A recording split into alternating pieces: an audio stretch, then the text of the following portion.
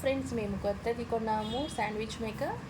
So first మనము ఒక 2 minutes heat చేయాలన్నమాట. అక్కడ లైట్ వెలుగుతుంది, అప్పుడు ఆన్ చేయాలి. నేను చూపించేస్తాను, చూసేయండి ప్రాసెస్ మొత్తం. ఇప్పుడు చూడండి, గ్రీన్ లైట్ వెలిగేసింది. సో ఇప్పుడు మనం ముందుగా ప్రిపేర్ చేసుకుంటాం కదా బ్రెడ్ అండ్ లోపల స్టఫింగ్, ఆనియన్, టొమాటో, ఆలు, ఇలా మనకి ఏది కావాలంటే అది. మీరు చికెన్ కావాలన్నా పెట్టుకోవచ్చు, ఎగ్ కావాలన్నా పెట్టుకోవచ్చు.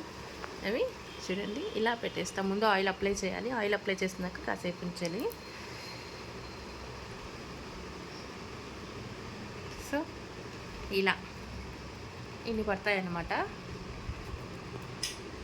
మనము ఇక్కడ ఏమన్నా లోపల సాసులు ఎక్కువ వేసామంటే ఫుల్ క్లోజ్ చేయడానికి కుదరదు, ఎందుకంటే అదంతా బయటకు వచ్చేస్తుంది. చీజ్ అలా వేసామంటే అప్పుడు ఫుల్ క్లోజ్ చేయకుండా నార్మల్గా పెట్టేస్తే సరిపోతుంది. సాసులు ఎక్కువ వేసుకోకపోతే ఇలా క్లోజ్ చేసేయచ్చు, లాక్ చేసేయచ్చు.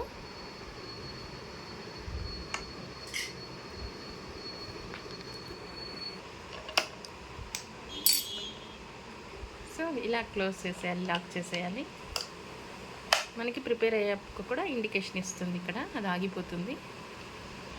సో ఇలాగ ఒక 2 to 3 మినిట్స్ అలా ఉంచామంటే మనకి అది ఇండికేషన్ చూపిస్తుంది అయిపోయినట్టుగా. అప్పుడు తీసేసి హీట్ చేసేదే అంత ఫ్రెండ్స్. చూపించేస్తాను మీకు, చూడండి ఫ్రెండ్స్. ఇప్పుడు గ్రీన్ వచ్చేస్తుంది కదా, అయిపోయినట్లే. ఇలా అయితే చూడండి ఎక్కువ కలర్ రాదు. మనకి ఇంకా కొంచెం కలర్ ఉంచుకోవాలంటే ఇంకొంచెం సేపు ఉంచామంటే కలర్ వచ్చేస్తుంది. అప్పుడు శాండ్విచ్ రెడీ అయిపోతుంది, మనం తినేయచ్చు. క్లీన్ చేసుకునే వీడియో కావాలా నేను ఒకసారి పెడతాను, చూసేయండి. ఇది మేము కూడా కొత్తగా ట్రై చేస్తున్నాము, తెచ్చుకునింది కొత్తదే ఇది.